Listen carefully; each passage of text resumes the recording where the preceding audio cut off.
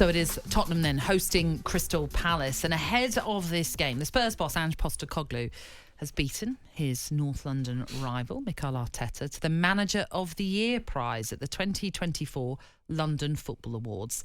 The Australian's been honoured at the annual event after helping to transform Tottenham since his arrival from Celtic last summer.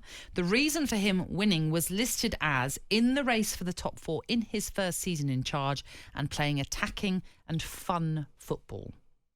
Now, Ange was there to pick up the award, and even he wasn't quite sure about how he won it. Yeah, it was a bit weird because it's only February and you go, sort of just into March. And, I'm not really sure where that sort of fits in terms of, recognition.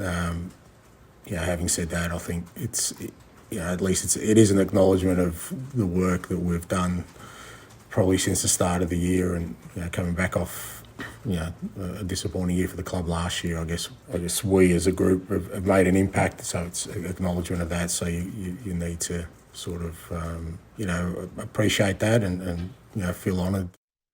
Do you think that listening to Ange speak there, that Ange, I always called him Ange. Ange. So French. I call him Ange. Do you think in some way he's a little bit annoyed for giving a trophy or an honour, saying fun football?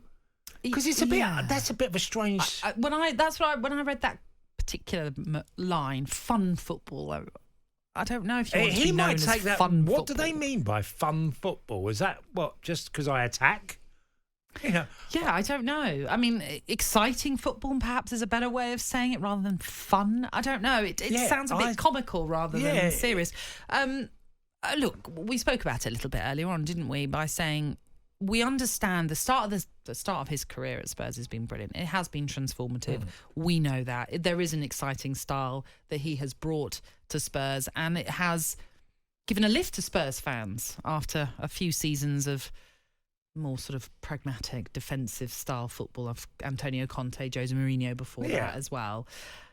But it does seem very strange to win an award in February, especially when you haven't quite matched the start to the season that you've had. Well, that used to be we used to do the PFA Player of the Year. I know. We used to do all the voting in January. Yeah, that doesn't make sense either. And I used to think you could be really be made a laughing stock. Absolutely. By your team and people you put in. I always found that really weird. Obviously, it's changed because you can now register in different ways and much later on. But it used to be done by a paper vote. Ridiculous. And, that was very, very strange. But this is a game because I was talking a couple of weeks ago. We've got a perfect man to answer some of the questions. We have actually, yes, because delighted to say joining us to look ahead to today's game is the former Spurs boss, Harry Redknapp. How you doing, Harry? Hi, Natalie, Harry. Tony, I'm all good, thank you. Harry, I was just going to ask you on the fun football line. Because I took that as a bit of a weird way to be honoured. I thought, Ange Postecoglou might have thought, well, it's a bit more than just fun football. I do a lot of work in the week. What was it? I don't know. I didn't see it. What the award he got the other night, the London Football Award. So some of the reasons they gave was because he has brought them into the race for the top four in his first season in charge, playing attacking and fun football. Oh, okay. Would you like to be known as someone that plays fun football? No, not really. I'd rather be known as someone who won a few football matches for sure. But it's a difficult one. It's the London Football Awards, I suppose, the Manager of the Year. I mean, listen, I love him, Ange. I'm a big fan of his, and he's a great, great guy. But I think even he thought, well, hang on, I've only been here half a season. I haven't really done it all. We're not exactly top of the league anyway. And I suppose Mikel Arteta won it last year, so they probably thought, well, we can't give it to him again. Yeah, there is that element as well. Do you know what, though, Harry? One award, probably difficult. One award we're not going to question is the one that you picked up, which was the outstanding contribution to... Can you hear me, Harry? Harry? Oh, I think Harry's gone. Bless him. He won the outstanding contribution to London football award, which makes absolute perfect sense, obviously, for what he's done for London football. But obviously it goes further than just London because he's managed a number of clubs, hasn't he? Well, I remember when Teddy Sheringham signed for Portsmouth, and then he had other players that came. And I went to watch a few Portsmouth. But by the way, they played fun football. They were really attacking. Can't say that. He doesn't like the term fun football. I know. I am joking, but he put a really good Portsmouth side together. Harry. Yeah, go on. Sorry, Nat. Harry, are you with us? Sorry, Natalie. No, I it's lost you all there right. for a second. It's the gremlins in the system. I was just saying there's one award that we're not going to question from those London Football Awards, which was the outstanding contribution to London football, which you picked up, Harry. So congratulations. How did that feel to win that? Yeah, it was nice. It was nice to win it, obviously. And Bob's involved, the Willow Foundation, and anything that Bob Wilson's involved in, I just love being part of. He's such a special man. And the work that him and Meg's done we lost Meg's recently, unfortunately. So the work that Bob's done for charity over the years has just been incredible. I honestly think he deserves a knighthood. I really do. The Willow Foundation, him and his wife just dedicated their lives really to raising money to give special days for, very, very sick people who weren't well, terminally ill people and whatever. They've just been an amazing couple, and Bob's special guy. So he was involved in the London Football Awards. So it was great to receive that award. Yeah, brilliant. Today's game, Harry, taking on Palace. They won 3-0 in the manager's first game, and Wolves had got the better of Tottenham just before that. And you're thinking, well, a lot of time to prepare for Tottenham for this game. Do you expect sort of normal service resumed for Tottenham against Palace today?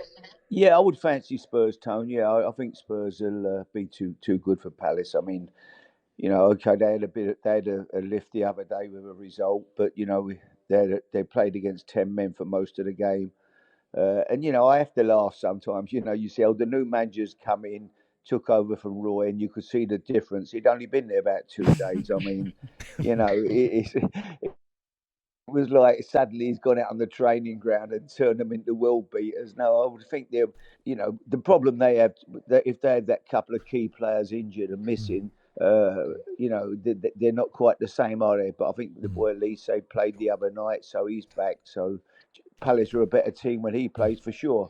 But I just think Tottenham would be too strong. What have you made, Harry, of Timo Werner? Because when I watch him, I see so much potential there, pace and directness, and yet he just looks like the player that was at Chelsea that was on the fringes of games way too often. Yeah, well, you wonder why he's gone back to Germany and then they've loaned him out. Why they loaned him out if he was doing that well or playing? There's obviously he was a big disappointment at Chelsea, wasn't he? And he looks like a player that you'd bring off the bench, Tone, really, that can come on, give a bit of pace, suddenly maybe do something, get in on it, make a forward, that pace to get behind somebody and maybe nick a goal. But when he's playing, he flips in and out a bit. I wouldn't see him being a permanent deal for Palace going forward. I'd be surprised. Although, obviously, the new manager may know him well and may see him as part of his plans if they can get him on a permanent deal at the end of the year. How hard, Harry, is it to prepare a team against a new manager? We've only had one game, as you say, and listen, it can't change them that drastically in just a short space of time. But is it more difficult to plan to take on a team that you might not know much about in terms of that manager?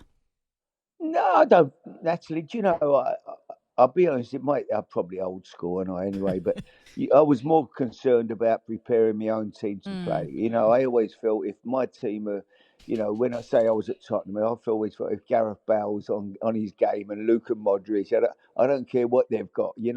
We're going to play our game. They've got to worry about us, basically. So I think Tottenham have got enough ability, the Madisons and that of this world, the Sons. I don't think they'll be, sitting there all week worrying about what Palace might come up with. Whatever they come up with, tactic-wise, they've still got the same players. And at the end of the day, good players make the difference, and I think genuinely, I love Crystal Palace, good club, great atmosphere, the fans are incredible there, but Tottenham have got better players.